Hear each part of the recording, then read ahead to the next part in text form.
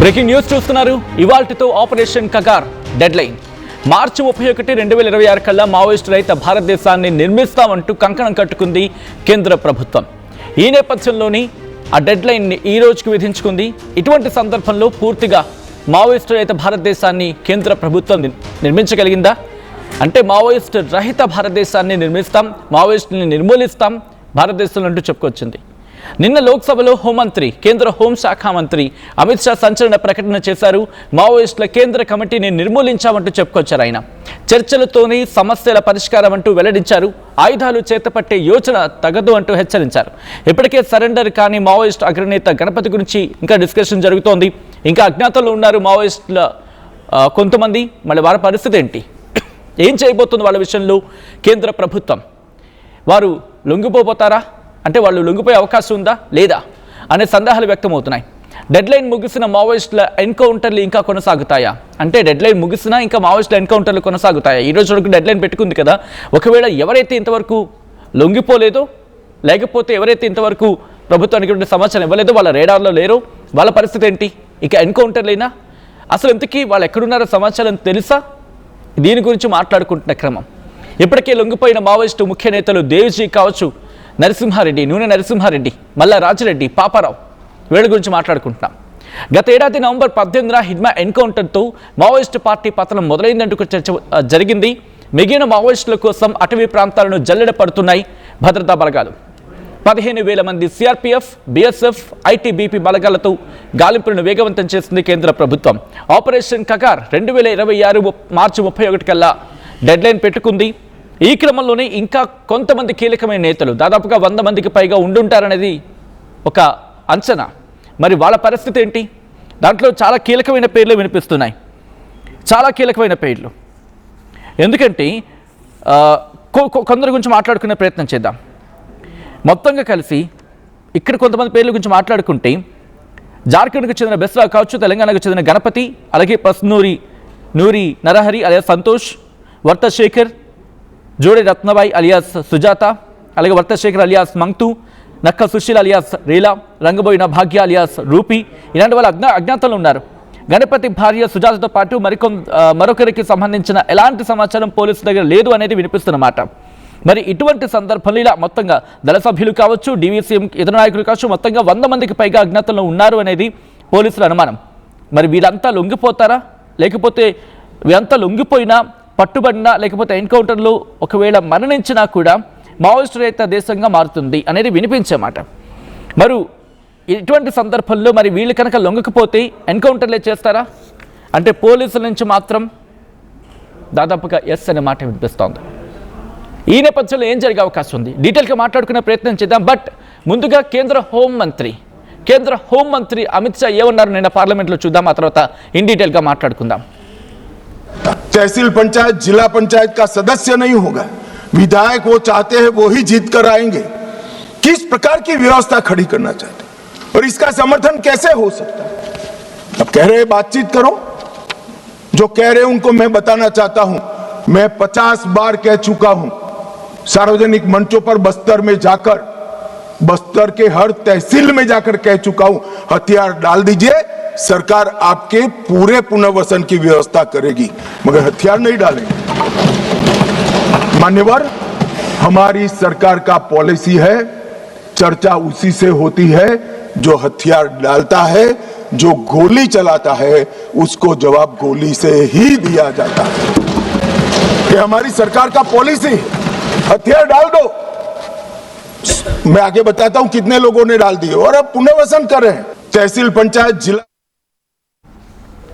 Right, అది చర్చల వాళ్ళతోనే ఎవరైతే మారణాయుధాలను వదిలేసి వస్తారో, గోలీకే సమాధాన్ గోలీసే దియా జాతీ హై హమారే సర్కార్ అంటూ ఇటు కేంద్ర హోంశాఖ మంత్రి అమిత్ షా చెప్పుకొచ్చారు. మరి గోలీసే సమాధాన్ గోలీసేనా?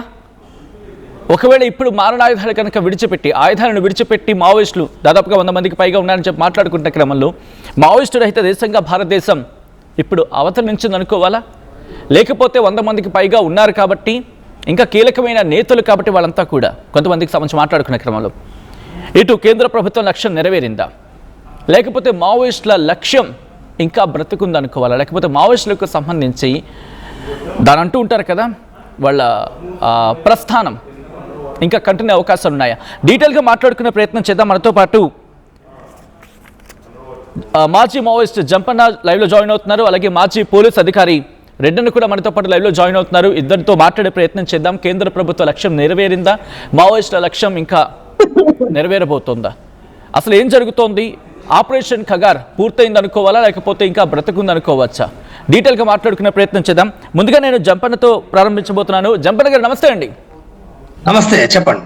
జంపన్న గారు, ఆపరేషన్ ఖగార్ ఈ రోజుకైతే ముగియబోతోంది. మార్చి 31, 2026 కల్లా టార్గెట్గా పెట్టుకుంది కేంద్ర ప్రభుత్వం. మావోయిస్టు రహిత భారతదేశాన్ని నిర్మిస్తాము, మావోయిస్టును పూర్తిగా నిర్మూలిస్తామని చెప్పి. ఇంకా 100 మందికి పైగా ఉన్నారు కాబట్టి ఆపరేషన్ ఖగార్ లక్ష్యం పూర్తిగా నెరవేరిందనుకోవాలా, లేకపోతే ఇంకా బాకీ ఉందనుకోవాలా, లేకపోతే మావోయిస్టులు ఇక్కడ అనుకుంటే కాస్త సంవాట్ సక్సెస్ అయ్యారు అనుకోవాలా? ఇప్పుడు ఖగార్ ఆపరేషన్ సుమారుగా 2 సంవత్సరాలు కావస్తున్నది. ఖగార్ ఆపరేషన్ ఏదైతుందో వాస్తవానికి ఖగార్ ఆపరేషన్ కంటే ముందు మనం గ్రీన్లాండ్ ఆపరేషన్ కానీ అనేకమైన ఆపరేషన్లు కూడా కొనసాగిన చరిత్ర, అంటే ప్రత్యేకించి 2007 మన్మోహన్ సింగ్ ప్రధానమంత్రి ఉన్నప్పటి నుంచి కూడా కొనసాగిన చరిత్ర తెలుసు మనకు. కాబట్టి ఈ ఆపరేషన్ల ఫలితంగానే లేదా ఆపరేషన్ల కంటే ముందు కానీ వివిధ రాష్ట్రాల్లో ఉన్న మావోయిస్టు పార్టీ ఉద్యమం దెబ్బతినుకుంటూ వస్తుంది. అది చాలా కాలం నుంచి వస్తుంది, కొత్తగా కాదు ఇది. దీని పరిణామం పెరుగుతూ వస్తుంది. అయితే ఈ పెరుగుతున్న పరిణామాన్ని మావోయిస్టు పార్టీ సరిగ్గా అర్థం చేసుకొని వాళ్ళు ఆ సాయుధ పోరాట మార్గాన్ని వదిలిపెట్టకపోవడం మూలంగా ఇప్పుడు వాళ్ళు తీవ్రమైన సమస్యలు ఎదుర్కొన్నారు. వాళ్ళు ఈ సమస్యలు ఏవైతున్నాయో దీని ఫలితంగా అంటే ఇప్పుడు గత ఆపరేషన్స్ కంటే కూడా చాలా తీవ్రంగా, అతి తీవ్రంగా, భయానకంగా జరిపిన ఈ దాడి లోపల మావోయిస్టు పార్టీ కేంద్ర కమిటీ, రాష్ట్ర కమిటీ చాలా మంది నష్టపోయినరు. ఈ నష్టపోయిన ఫలితము దాని తర్వాత అంటే 700 మంది, ఇప్పుడు నిన్న పార్లమెంట్ లో చెప్పిన దాని ప్రకారంగా సుమారు 700 మంది చనిపోయిన విషయం వాళ్ళు చెప్పారు. మరి కొంతమంది వేల సంఖ్యలో అంటే సరెండర్ అయిన విషయము లేదా అరెస్ట్ అయిన విషయాలు కూడా వాళ్ళు చెప్పిండ్రు. కాబట్టి ఇప్పుడు దీంట్లో అంటే ఇప్పుడు అమిత్ షా మాట్లాడింది ఏదైతుందో గోలీకి గోలీ జవాబు అనే పద్ధతిలో పూట ఇది పార్లమెంట్ సభలో అంటే ఇక్కడ మాట్లాడడం అనేది ఒక ప్రజాస్వామ్య వ్యవస్థ అంటూ మాట్లాడడం అనేది చాలా విచారకరమైన విషయం నా దృష్టిలో కూడా. వాస్తవంగా అంటే ఒక ప్రజాస్వామిక వ్యవస్థ అనేది ఉందో దాన్ని అంటే సామరస్యంగా చర్చించి పరిష్కరించవలసిన సమస్యలు, కాబట్టి ఆ విధానాన్ని వదిలేయడం జరిగింది.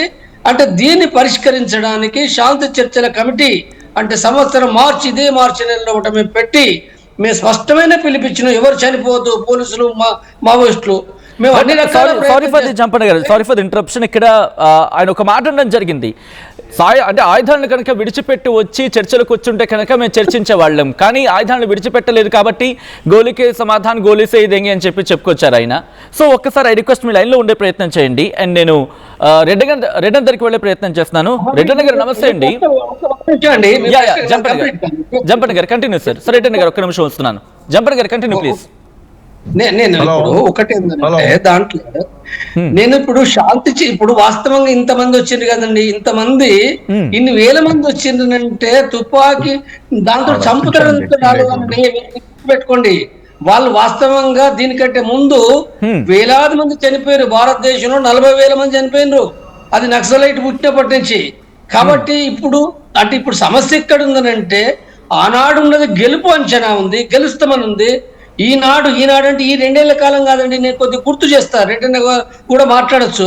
2024లో PV meeting, Maoist PV meeting లో కూడా స్పష్టంగా వాళ్ళు ఇంకా ఇప్పుడు మనం ముందుకు పోయే పరిస్థితి లేదు, కానీ ఏమి చేయలేము అని దాంతో రాజుదా కోసదాదా అనేక మంది గణపతితో సహా పట్టణాలకు ఇతర ప్రాంతాలకు పంపించినండి.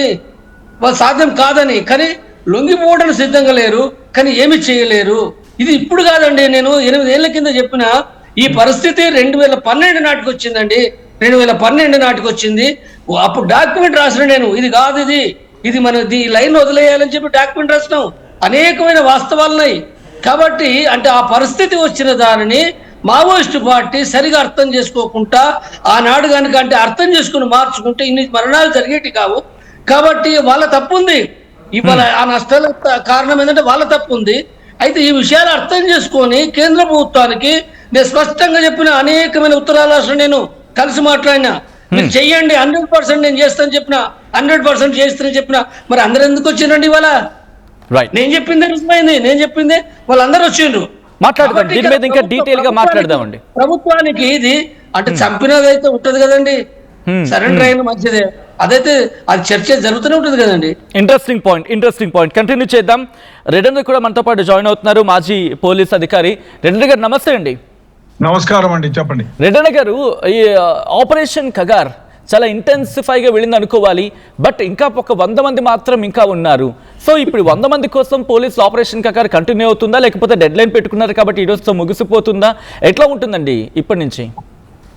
ముగుస్తుంది అంటే ఐ డోంట్ థింక్ ముగదు. ఎందుకంటే మిగతా వాళ్ళు శత్రుశేషము రుణశేషము ఉండకూడదు అన్నట్టుగా central government will continue, definite గా 1-2 నెలలైనా కంటిన్యూ చేస్తుంది. ఈ ఆపరేషన్ కగార్ అనే పేరు మీద కాకపోయినా ఇంకొక పేరు మీద కంటిన్యూ అవుతుంది. ఎందుకంటే ఇంకా ఉన్నది చాలా తక్కువ మంది, వేల సంఖ్యలో ఉన్నప్పుడే ఏమీ కాలేదు. అందులో చాలా మంది ఇంపార్టెంట్ లీడర్స్ ఎవరైతే ఉన్నారో మావోయిస్ట్, గణపతి దగ్గర నుంచి కానీ మిగతా చాలా మంది ఇంపార్టెంట్ లీడర్స్ అందరూ తెరమరుగైపోయినారు. చాలా మంది చనిపోయినారు, చాలా మంది సరెండర్ అయినారు. వాళ్ళకు దిక్చూసిగా ఉండేటువంటి లీడర్స్ ఎవరు లేరు. కాబట్టి అదే విధంగా ప్రజల్లో కూడా వాళ్ళలో బలం లేదు. దానికి అనేక కారణాలు ఉన్నాయి. ఎందుకంటే 30 ఏళ్ళు 40 ఏళ్ల క్రితం ఉన్న మావోయిస్ట్ పార్టీకి ఉన్న బలం ప్రజల్లో ఇవాళ లేదు. దానికి చాలా కారణాలే ఉన్నాయి. ఎందుకంటే చాలా సందర్భాల్లో అన్ని గవర్నమెంట్లు, రాజశేఖర రెడ్డి గారు కానీ అంత ముందు కానీ చాలా మంది, వెంగళరావు గారు ఉన్నప్పటి నుంచి కూడా చెప్తూనే ఉన్నారు, ఆయుధాలను వదిలిపెట్టి జనజీవన స్రవంతిలో గెలవండి, మీరు ఎలక్షన్ అనేది ఒకటి ఉంది, దాని ద్వారా పోరాటం చేయండి, ప్రజలకు ఏమి కావాలో చైతన్యవంతులను పరిచి మీరు ప్రజాప్రతినిధులుగా దేశంలో ఉండే అట్టడుగు ప్రజలకి న్యాయం చేయండి అనే విధంగా చాలా సందర్భాల్లో పిలుపునిచ్చారు. కానీ వాళ్ళు పెడచెవిన పెట్టారు. తుపాకీ గుట్టం ద్వారానే రాజ్యాధికారాన్ని సాధిస్తామని అన్నారు. అది కాని పని. ఎందుకంటే అది ఇప్పుడు ప్రజలకు ఎప్పుడైతే అన్యాయం జరుగుతుందో, ప్రజలకు అండగా నిలవాల్సిన వాళ్ళు లేకుండా పోతారో, ప్రభుత్వం కానీ ప్రభుత్వకు సంబంధించిన ఏవైతే ప్రభుత్వ మార్గాలు ఉన్నాయో అవన్నీ కూడా ఇప్పుడు పోను ప్రజలకు దగ్గర అవుతూ వచ్చాయి. అదేవిధంగా ఎలక్ట్రానిక్ కమ్యూనికేషన్ చెందింది, ప్రతి ఊరికి రోడ్డు ఉంది, కమ్యూనికేషన్ ఉంది. ఎక్కడైనా ఈ సోషల్ మీడియా వచ్చిన తర్వాత ఎవరికైనా ఎప్పుడైనా చిన్న సమస్య ఎదురైనా లేదు అన్యాయం జరిగినా దాన్ని ప్రజలకి ప్రభుత్వానికి చేరవేస్తున్నారు. Sorry for the interruption Reddy గారు. అంటే మావోయిస్టు పార్టీ గురించి మాట్లాడుకున్న సందర్భంలో ప్రభుత్వాలకు లేకపోతే ప్రభుత్వ వ్యవస్థలకు కూడా భయపడిన ప్రజాప్రతినిధులు కొంతమంది గురించి మాట్లాడుకున్న సందర్భంలో అవినీతి లాంటి మరకలు కావచ్చు, లేకపోతే అటువంటి ఇబ్బందికర వాతావరణం ఎదుర్కొంటున్న రాజకీయ నాయకులు మావోయిస్టులకు భయపడేవారు అనేది ప్రజల్లో వినిపించే మాట ఒకనొక సందర్భంలో. సో అది అంటే మావోయిస్టుల మీద ప్రజల్లో నమ్మకం తగ్గిందని అనుకోవాలా, లేకపోతే ఇటు ఈ సోకాల్డ్ ప్రజాప్రతినిధులు అందరూ కూడా ఒక కైండ్ ఆఫ్ ప్రెషర్ని ప్రభుత్వం మీద బిల్డప్ చేసి వాళ్లకు సంబంధించి ఆ ఇష్యూస్ని సాల్వ్ చేసుకునేందుకు మావోయిస్టులు నిర్మూలించే ప్రయత్నంలో భాగంగా వ్యూహాత్మకంగా వెళ్ళారనుకోవచ్చా? లేదు, మనము చూడండి, ప్రజాప్రతినిధులు కానీ ఇప్పుడు మీరు చూడండి, మీరు ఎక్కడైనా ఒక చిన్న సమస్య జరిగితే అది ప్రజాప్రతినిధి కానివ్వండి, ఇంకోళ్ళు కానివ్వండి, అవినీతికి సంబంధించి కానివ్వండి, మరే సమస్య అయినా కానివ్వండి, ఇప్పుడు ప్రతి ఒక్కరూ ఒక ప్రజాప్రతినిధి లాగానే వ్యవహరిస్తున్నారు. ప్రతి ఒక్కళ్ళ చేతిలో ఒక సెల్ ఫోన్ అనే బాంబు ఉంది. మీరు ముందు కాలంలో లాగా ఎక్కడంటే అక్కడ ఆహభావాల్ని ప్రదర్శించలేరు, మీరు అన్యాయాలు చేయలేరు.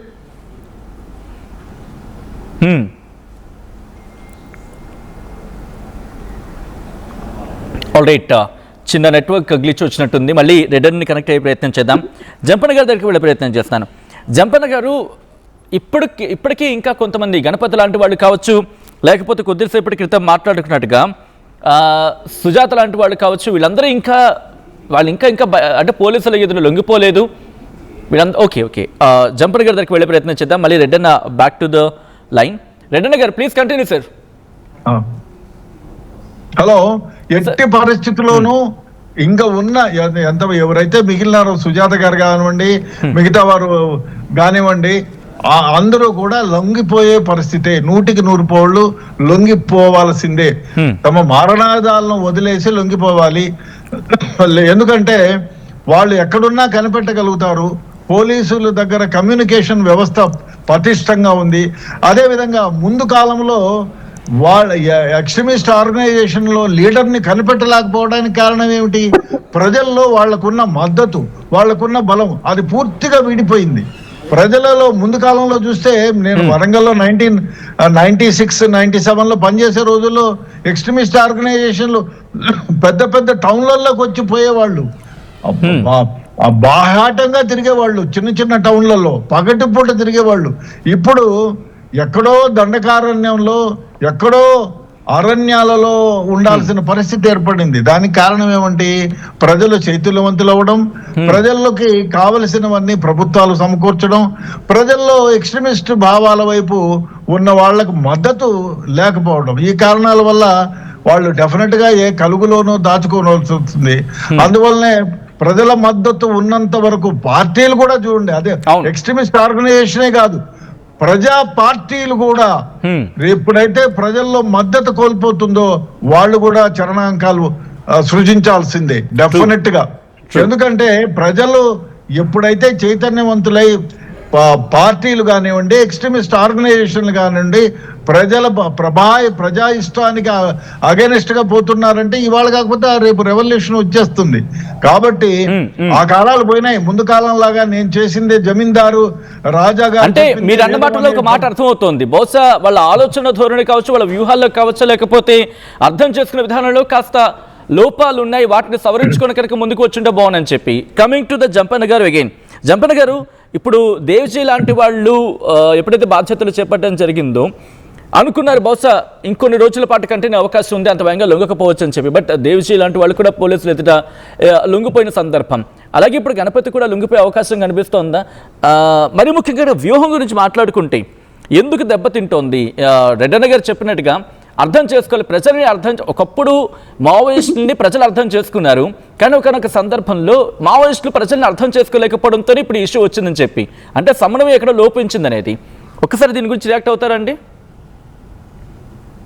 మావోయిస్టులకు సంబంధించింది వచ్చినప్పుడు వాళ్ళు మొదటగా ప్రజల సమస్యల పైన, ప్రజల గురించి ఆలోచనలో బట, ప్రజల గురించి పనిచేయాలన్నట్టు ఫస్ట్ ఉన్న దానికి ఇప్పటికీ తేడా లేదండి. వాళ్ళు మొదటి నుంచి ఆ అంకుటిత భావం ఉన్నది, ఆ త్యాగం ఉన్నది, ఆ నిస్వార్థం ఉన్నది. అప్పటికంటే ఇంకా వాళ్ళకు రాజకీయాలు పెరిగిన మాట వాస్తవమే, నాకు తెలుసు. కాబట్టి సమస్య ఎక్కడ ఉందనంటే, భారత సమాజము ఒకప్పుడు దొరలు భూస్వాములు ఉన్నారు కదండి. ఇప్పుడు నక్సల్బరీ స్టార్ట్ అయినప్పుడు మన గ్రామాల్లో పట్ట ఆనాడు భూస్వాముల దొరల పెత్తనం ఉంది. రెడ్డన్న గారు కూడా తెలిసే విషయాలు. అయితే ఆనాటికి ఆ తర్వాత సమాజంలో చాలా మార్పులు వచ్చినాయి. ఈ రోడ్స్, కమ్యూనికేషన్, విద్యా వ్యవస్థ, అవినీతి ఉన్నది చాలా పెరిగింది. అప్పటికంటే ఇప్పటికి అవినీతి పెరిగింది. కాబట్టి ఈ మొత్తం సిస్టమ్ లోపట ఈ మారిన సిస్టాన్ని వాళ్ళు అర్థం చేసుకోలేదు. అర్థం చేసుకోకుండా ఒక వంక ఇదొకటి ఉంది, ఒక వంక రాజ్యము అది కాంగ్రెస్ నుండి ఇవాళ బీజేపీ మాత్రమే కాదండి, కాంగ్రెస్ కూడా ఏంటంటే రోజు రోజుకు అంటే 70 నాటికి 80కి 90కి 2000 నాటికి వచ్చే వారికి ఏంటంటే రాజ్య వ్యవస్థలు చాలా బలపడ్డాయి. రెడ్డన్న గారికి తెలిసింది పోలీస్ వ్యవస్థ ఎట్లా బలపడ్డది, కమ్యూనికేషన్ ఎట్లా పెరిగింది, రోడ్డు వ్యవస్థ ఎట్లా పెరిగింది, స్పెషల్ ఫోర్సెస్ ఎట్లా పెరిగినాయి. వీటన్నిటి నేపథ్యంలో కూడా ఈ మారుతున్న దాన్ని వాళ్ళు అర్థం చేసుకోకుండా వాళ్ళు గుడ్డిగా అంటే చైనా లాగా ఇక్కడ దీర్ఘకాలిక యుద్ధం పేరు మీద ఎర్ర సైన్యము, విముక్తి ప్రాంతాలు అని చెప్పి ఇది ఉండడం అనేది అవుతుందో, ఇది ఉంటున్నప్పుడు ఇప్పుడు ప్రభుత్వ బలగాలకు మావోయిస్టులకు మధ్యన సాయుధ ఘర్షణలు జరిగినాయి.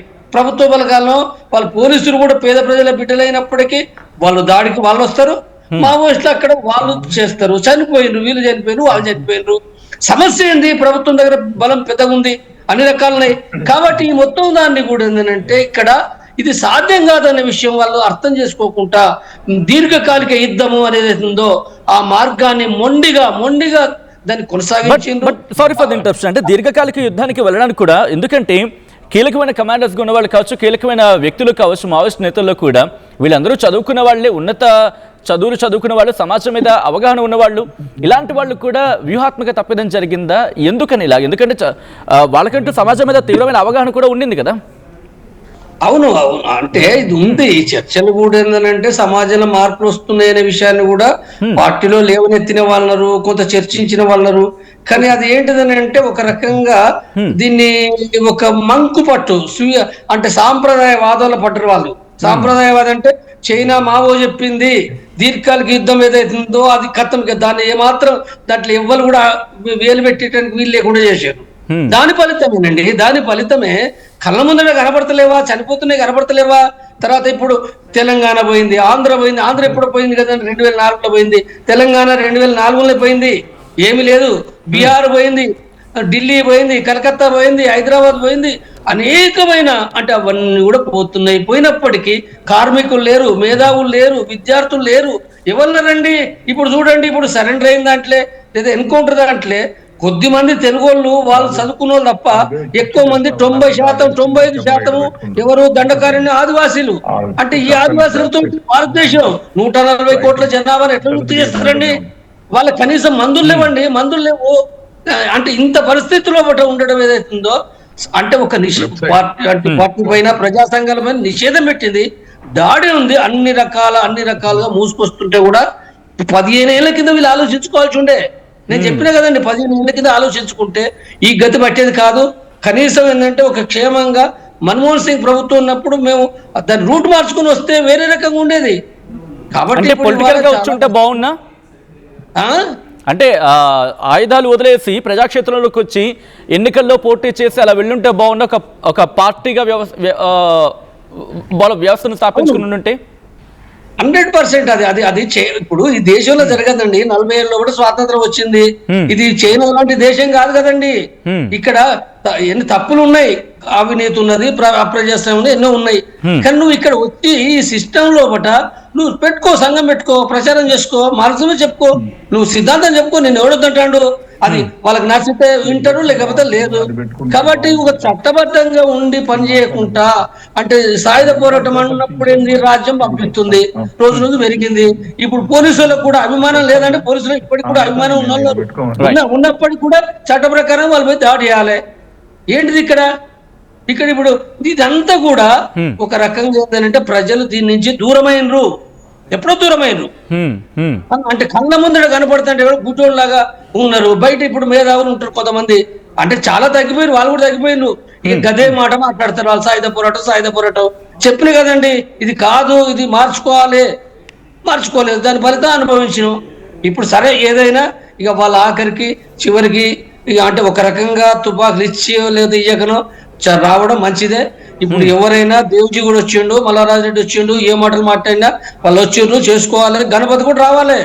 రాలేదంటో ఇప్పుడు 100 మంది ఉన్నారు, 100 మంది మేము ఇట్లే ఉంటామంటే చచ్చిపోతారు.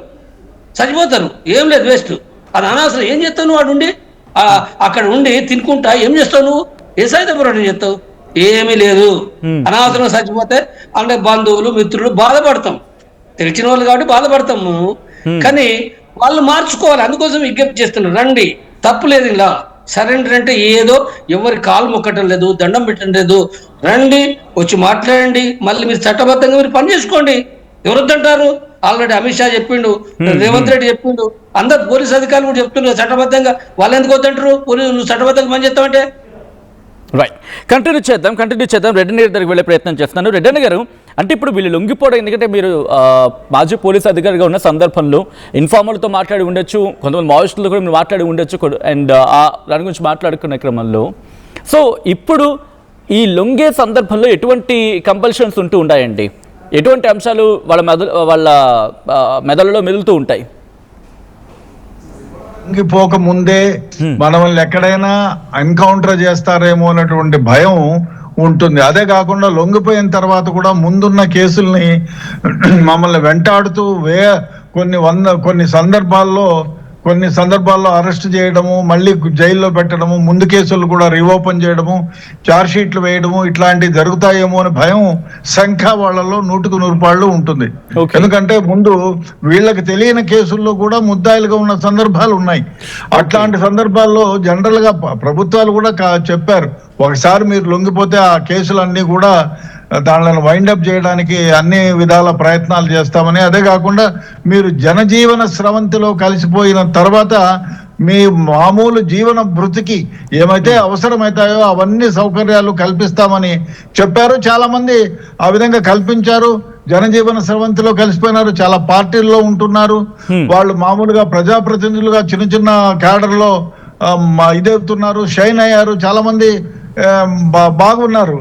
ఎందుకంటే జనజీవన స్రవంతిలో కలిసిపోయిన తర్వాత ఏదో ఒక వృత్తి, ఏదో ఒక విధంగా ప్రభుత్వాలు ఇచ్చేటువంటి ఆసరాతో ఏదో ఒక వృత్తి చేసుకొని పిల్లలతో హాయిగా ఉన్నారు. అదే విధంగా కొందరు పాలిటిక్స్ లో కూడా బాగా బిజీగా ఉంటున్నారు, ప్రజలకు సేవలు అందిస్తున్నారు.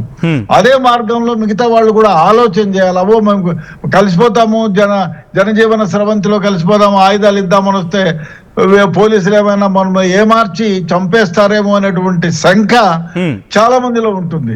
అది బహిరంగంగానే ప్రకటించినారు. మీరు ఎవరి ద్వారానైనా మీరు కూడగట్టుకొని డెఫినెట్ గా పోలీసుల ముందు లొంగిపోతే ఆ కేసులన్నీ ఏమి ఉండవు. మీకు జనజీవన స్రవంతిలో కలిసిపోవడానికి, మీ జీవన భృతికి కూడా అన్ని విధాల మీకు ఇది కల్పిస్తాము అని చెప్పి ప్రభుత్వాలు చెప్తున్నాయి. చాలా మంది కలిసిపోయారు, సరెండర్ అయిపోయారు. అదే విధంగా వాళ్ళ పైన ఏదైతే రెమ్యూనరేషన్ ఉందో, 1 లక్ష అనండి, 10 లక్షలు అనండి, కోటి అనండి, అవన్నీ కూడా మీకే ఇస్తాము కొంతవరకు అనే భావన కూడా ఉంది. ఆ విధంగా చేస్తున్నారు. అతి ముఖ్యంగా వాళ్ళు జనజీవన స్రవంతిలో కలిసిపోయి మామూలు జీవితాన్ని గడపడానికి ప్రభుత్వాలు డెఫినెట్ గా చేయూతనిస్తున్నాయి. చాలా మంది ఆ విధంగా ఉన్నారు, చాలా విధాలుగా జీవిస్తున్నారు.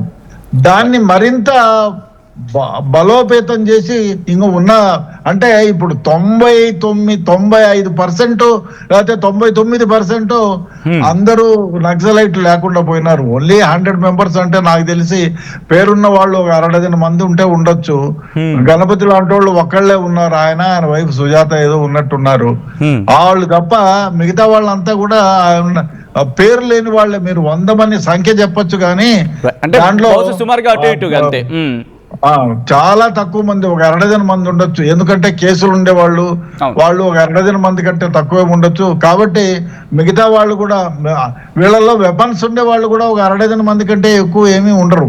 మిగతా వాళ్ళంతా వెపన్లన్నీ సరెండర్ చేసి వాళ్ళు సరెండర్ అయిపోయినారు. కాబట్టి ఉన్న వాళ్ళు కూడా ముందుగా వచ్చి సరెండర్ అయిపోయి వెపన్స్ ఆడిచ్చేసి జనజీవన స్రవంతిలో కలిసిపోతే బాగుంటుంది. వాళ్ళ నెరవేరాలనుకునే కోరిక, అరే నాకు ఈ విధంగా నేను ప్రజలకు చేయూతనివ్వాలి, ప్రజలకు న్యాయం చేయాలనుకునే వాళ్ళు డెఫినెట్ గా ఏదైనా ఒక పార్టీ, మీరు చెప్పినట్టు ఏదైనా ఒక పార్టీ పెట్టచ్చు, లేదు ఉన్న పార్టీలోనే తమ వంతుగా సహాయం చేయవచ్చు, ప్రజలకు చేయూతనివ్వచ్చు, ప్రజలకి ఆసరా కల్పించవచ్చు, ప్రజలకు అన్యాయాలు దౌర్జన్యాలు జరిగితే దాన్ని పోరాడొచ్చు, ఆ విధంగా చేయొచ్చు. కాబట్టి ఇప్పుడు ఉన్న వాళ్ళు ఏమీ చేయలేరు. డెఫినెట్ గా వాళ్ళు లొంగిపోవాల్సిందే, లేకపోతే పరలోకానికి ప్రాప్తిస్తారు. అంతకంటే ఏమి చేయలేరు. ఎందుకంటే వీళ్ళు మళ్ళీ తుపాకీ కొట్టడం ద్వారా అని చెప్పి ఎక్కడైతే వీళ్ళు మళ్ళీ హింసకు కొంచెం ప్రాధాన్యత ఇచ్చినారంటే వాళ్ళను డెఫినెట్ గా పోలీసులు ఎన్కౌంటర్లతో చంపక తప్పదు. కాబట్టి వీళ్ళు డెఫినెట్ గా ఎంతమంది అయితే ఉన్నారో వాళ్ళు సరెండర్ అయిపోయి జనజీవన స్రవంతిలో కలిసిపోయి వాళ్ళు ప్రజాసేవకులుగా వాళ్ళ మైండ్లో ఏమైతే ఉందో ఆ విధంగా ప్రజాసేవ చేయొచ్చు, తప్పులేదు, బాగా చేయొచ్చు, హ్యాపీగా చేయొచ్చు. అంటే మీరు అన్నట్టుగా ఒకవేళ వాళ్ళంతా ప్రజాక్షేత్రంలోకి వచ్చేసి అంటే జనజీవన స్రవంతిలోకి వచ్చేసి వాళ్ళ ఆయుధాలను వీడేసి జనజీవన స్రవంతిలోకి వచ్చేస్తే కనుక బాగుంటుందని అభిప్రాయం. Thank you so much Reddanna గారు, అలాగే జంపన్న గారు ఆర్టీవీ స్టూడియోకి వచ్చి దీనికి సంబంధించి మీ విశ్లేషణ అందించే ప్రయత్నం చేసినందుకు ఇద్దరికి once again thank you so much. And ఒక్కసారి నేను మా ప్రతినిధి రవి నా దగ్గరికి వెళ్ళే ప్రయత్నం చేస్తున్నాను అప్డేట్స్ అందించేందుకు. రవి కూడా లైవ్లో జాయిన్ అవుతున్నారు. ఈ అంశాన్ని మరి ముఖ్యంగా ఆపరేషన్ కగార్ని ఫస్ట్ నుంచి ట్రాక్ చేస్తున్న వాళ్ళు అండ్ మీకు ఇన్ఫర్మేషన్ ఆర్టీవీ నుంచి అందిస్తున్న వాళ్ళు రవి కూడా ఒకరు. సో రవి దగ్గరికి వెళ్ళే ప్రయత్నం చేస్తున్నాను. రవి నాయక్, ప్రస్తుతం ఆపరేషన్ కగార్ ఈ రోజు రాత్రితో ముగియబోతోంది. గణపతి లాంటి వాళ్ళు కావచ్చు, లేకపోతే సుజాత లాంటి వాళ్ళు కావచ్చు, మంక్తు, ఇలా రేలా, దాంతోపాటు రూపీ, ఇలాంటి వాళ్ళు వీళ్ళంతా కూడా ఇప్పుడు లొంగిపోయే అవకాశం ఉందా, లేకపోతే ఇంకా టైం పడుతుందా? కమ్యూనికేషన్లో ఉన్నారా? ముందు రెడ్డన్నతో మాట్లాడుతున్నప్పుడు ఒక క్వశ్చన్ రైజ్ అయింది. అంటే ఎక్కడైతే ఇన్ఫర్మేషన్ ఇస్తే మేము వచ్చే దారిలోనే మా మీద ఏదైనా జరగచ్చు అని చెప్పి అనుమానంతో వాళ్ళు కొంతమంది ఆగిపోయే అవకాశం ఉంది అనే అనుమానం కూడా రైజ్ అవుతుంది. సో ఇప్పుడు వీటికి ఫుల్ స్టాప్ పెట్టేలాగో లేకపోతే ఫుల్ స్టాప్ పడేలాగా ఏమైనా కార్యాచరణ జరుగుతుందా, ఇటు ఫోర్సెస్ నుంచి కావచ్చు లేకపోతే అటు మావోయిస్టుల నుంచి కావచ్చు? ఎస్ సచిన్, ఈ అంశంపై 3 రకాలుగా మనము ముందుగా విశ్లేషించవలసి వస్తుంది. అయితే ముందుగా ఆపరేషన్ కగార్ పూర్తి అయిందా లేదా, కగారు సక్సెస్ అయిందా లేదా, ఈ కగారు ఆ ప్రధాన ఉద్దేశం ఏంది? ఆపరేషన్ గ్రీన్ హాంట్ నుంచి బ్లాక్ ఫారెస్ట్ వరకు, బ్లాక్ ఫారెస్ట్ నుంచి నేటితో అర్ధరాత్రి 12 గంటలతో ముగియనున్న ఆపరేషన్ కగార్ సక్సెస్ అయిందా లేదా అనే అంశం ఇప్పుడు దేశవ్యాప్తంగా చర్చ జరుగుతుంది. శ్రీకాకుళం నుంచి పశ్చిమ బెంగాల్ నక్సల్ బరి నుంచి మొదలైన ఉద్యమం ఇప్పుడు ఆ శ్రీకాకుళం నుంచి అటు పార్లమెంట్ దాకా చేరిందంటే పరిస్థితి నక్సలిజం మీద ఎంత చర్చ జరుగుతుందో మనం చెప్పనక్కర్లేదు, క్లియర్గా కనబడుతుంది. నిన్న కూడా పార్లమెంట్లో చాలా క్లియర్గా చర్చ జరిగింది. ఆ చర్చలో అమిత్ షా మాట్లాడుతూ కొన్ని ప్రధానమైన అంశాలు చెప్పారు. ఆపరేషన్ కగార్ సక్సెస్ అయింది. ఈ దేశంలో నక్సల్ ముక్త్ భారత్గా అతి త్వరలో ప్రకటించబోతున్నాం, ఈ రోజుతో ప్రకటించబోతున్నామని కేంద్ర మంత్రి అమిత్ షా చెప్పిన విషయం తెలిసిందే. అయితే కేంద్ర మంత్రి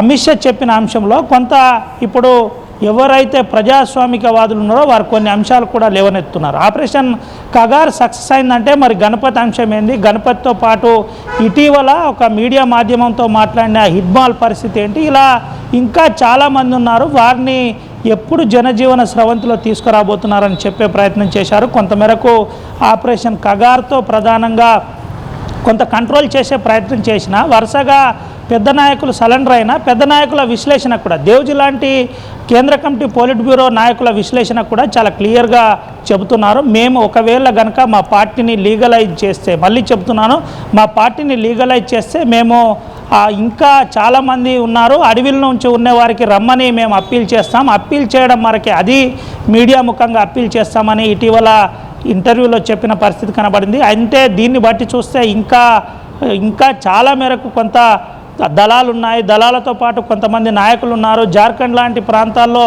ఇంకా కేంద్ర కమిటీకి సంబంధించిన కొంత కేంద్ర కమిటీ సభ్యుడు ఉన్నాడని ఒక చర్చ జరుగుతుంది. దీంతోపాటు ఎవరైతే భారత కమ్యూనిస్టు పార్టీ మావోయిస్టు పార్టీకి సంబంధించిన మాజీ సెక్రటరీ ఉన్నాడో ఆ మాజీ సెక్రటరీ గణపతి ముప్పాల్ లక్ష్మణరావు ఇంకా సరెండర్ కాలేదు, కానీ అతి త్వరలో సరెండర్ అవుతారనే ఒక ప్రచారం నిన్నటి దాకా జరిగింది. అయితే తనకు సంబంధించిన ప్రజాస్వామికవాదులతో పాటు ఈ హక్కుల సంఘాల నాయకులు ఒకే ఒక మాట చెబుతున్నారు, గణపతి ఎట్టి పరిస్థితుల్లో ఈ టైంలో సరెండర్ కాడు, 31 మార్చి అంటే 31 మార్చి వరకు, ఈరోజు రాత్రి వరకు డెడ్ లైన్ ఏదైతుందో ఒక రకంగా దానికి మావోయిస్టు పార్టీలో కొంతమంది ముఖ్య నేతలు సవాల్ చేశారనే ఒక చర్చ కొనసాగుతుంది. ఇది ఎంత మేరకు సక్సెస్ అవుతుందన్నది ఈ రోజుతో తేలనుంది. దీని తర్వాత ఒకవేళ నిజంగానే కనుక కంటిన్యూయేషన్ చేస్తారా, లేదంటే ఇంకా ఎవరైనా చెప్పినట్టుగా విశ్లేషకులు చెప్పినట్టుగా నిజంగానే సరెండర్ అయితే ఆ సరెండర్ అయి వచ్చే వారికి ఏ విధమైన భద్రత కల్పిస్తారు, నిజంగానే వస్తున్న సమయంలో ఫైరింగ్ కనుక జరిగితే ఇరుపక్షాల మధ్య ఫైరింగ్ జరిగిందని చెప్తారా, లేదంటే వారికి మీడియా మాధ్యమాలలో ఏం చెబుతారనేది ఇప్పుడు చర్చనీయాంశంగా మారింది. పెద్ద ఎత్తున ఈ అంశంలో ఇప్పుడు దేశంలో చర్చ కొనసాగుతుంది. 31 మార్చి వరకు ఆపరేషన్ కగార్ పూర్తి అయింది, ఆపరేషన్ కగార్ ముగియబోతుంది. కాబట్టి దీనిపై ఇంకా ఏ అంశాలపై చర్చ జరుగుతుందనే కోణంలో ముఖ్యంగా చెబుతున్న పరిస్థితి. ముఖ్య నాయకుల సరెండర్తో ఇప్పుడు ఏం జరగబోతుంది, ఉన్నవారే ముఖ్య నాయకులు కాబోతున్నారా లేకపోతే ఏం జరగబోతుందని చెబుతున్న పరిస్థితి. మరో పక్క పార్లమెంట్లో కూడా ఒక పెద్ద చర్చ జరుగుతుంది. నిజంగానే అత్యాధునిక ఆయుధాలు మావోయిస్టు పార్టీ దగ్గర వస్తే, అది ఆదివాసీల చేతులకు వస్తే ఈ ఆయుధాలు ఎక్కడి నుంచి వచ్చాయి, ఈ ఆయుధాలు ఎక్కడి నుంచి రవాణా అవుతున్నాయి, ఎందుకు కేంద్ర ప్రభుత్వం దీనిపై చర్య తీసుకోవట్లేదు, ఎవరైతే ఆయుధాలు సప్లై చేసే నాయకులు ఉన్నారో జల్ జంగల్ జమీన్ కోసం పోరాటం చేసే ఆదివాసీ యువకుల చేతిలో ఈ ఆయుధాలు ఎడికెళ్ళి వచ్చాయనేది కూడా ప్రభుత్వం స్పందించాలి. దీంతో పాటు జల్ జంగల్ జమీన్తో పాటు సమస్యలు, సామాజిక కోణాలు కూడా ఆలోచించాలి. ఈ సమస్య ఎప్పటి వరకు పరిష్కారం చేస్తారు, ఏం జరుగుతుంది అనే కోణంలో కూడా పార్లమెంట్లో కొంతమంది ఆదివాసీ ఎంపీలు ప్రశ్నించిన పరిస్థితి కనబడుతుంది. ఓవరాల్ అంశం చూసినట్టు కనుకైతే కర్రెగుట్ట నుండి మొదలుకొని మాడ్ ప్రాంతంలో కూడా అక్కడక్కడ ఇంకా దళాలున్నాయి. తెలంగాణ ప్రాంతంలో కూడా ఏజెన్సీలో, గోదావరి లోయ ప్రాంతాల్లో కూడా ఎక్కడైనా ఆర్గనైజేషన్ కొనసాగుతుందా, కొనసాగితే ఎందుకు ఎవరు లేరు, మావోయిస్టు పార్టీ అంతమైపోయిందని డీజీపీ స్థాయి వ్యక్తులు ఎందుకు ఎందుకు ప్రకటించట్లేదనే కోణంలో కూడా చర్చ కొనసాగుతున్న పరిస్థితి కనబడుతుంది. ఏది ఏమైనప్పటికీ ఇప్పుడు దేశంలో ఒక చర్చ అయితే కొనసాగుతుంది. మావోయిస్టు పార్టీ అంశంలో ఎప్పుడు ఒక క్లారిటీ ఇవ్వబోతున్నారు, అసలు ఆపరేషన్ కగార్ కొనసాగబోతుందా లేదంటే ఆపరేషన్ కగార్ నేటికి ముగియబోతుందనే అంశం ఇంకా చర్చనీయాంశంగానే మారినట్టు కనబడుతుంది. Sachin. Right Ravinayak, thanks for the update. మొత్తంగా అయితే మాత్రం కొద్దిసేపటి కింద మాట్లాడుకున్నట్టుగా ఆపరేషన్ కగార్కి ఇవాళతో డెడ్లైన్. నిన్న లోక్సభలో హోంమంత్రి అమిత్ షా సంచలన ప్రకటన చేశారు. మావోయిస్టుల కేంద్ర కమిటీని నిర్మూలించామంటూ చెప్పుకొచ్చారు ఆయన. చర్చలతోనే సమస్యల పరిష్కారం అంటూ వెల్లడించారు. ఆయుధాలు చేతపట్టి యోచన తగ్గదంటూ కూడా హెచ్చరించారు ఆయన. ఇప్పటికే సరెండర్ కాని మావోయిస్ట్ అగ్రనేత గణపతి గురించి ఇంకా చర్చ జరుగుతోంది. ఆయన అజ్ఞాతంలో ఉన్న సిచ్యువేషన్, మరి మిగతా వాళ్ళ పరిస్థితి ఏంటి? ఆయనే కాదు ఇంకా కొంతమంది దాదాపు 100 సంఖ్యలో ఉంటారు, వీళ్ళు ఇంకా అజ్ఞాతంలో ఉన్నారు. మరి వాళ్ళ పరిస్థితి ఏంటి? వాళ్ళు లొంగిపోబోతున్నారా లేదా అనే సందేహాలు ఇంకా కంటిన్యూ అవుతున్నాయి. డెడ్లైన్ ముగిసిన మావోయిస్టుల ఎన్కౌంటర్లు ఇంకా కొనసాగుతాయా? అంటే ఈ రోజుతో డెడ్లైన్ ముగిసినప్పటికీ కూడా మావోయిస్టుల ఎన్కౌంటర్స్ ఇంకా కొనసాగే అవకాశం ఉందా? మరి ఇప్పటికే లొంగిపోయిన మావోయిస్టు ముఖ్య నేతలు దేవ్జీ కావచ్చు, ఉండిన నరసింహారెడ్డి కావచ్చు, మల్లా రాజిరెడ్డి, పాపారావు, వీళ్ళకి సంబంధించి మాట్లాడుకున్న క్రమం కూడా ఇప్పుడు గత ఏడాది నవంబర్ 18న హిడ్మా ఎన్కౌంటర్తో మొదలైంది మావోయిస్టు పార్టీ పతనం అంటూ చర్చ జరుగుతోంది.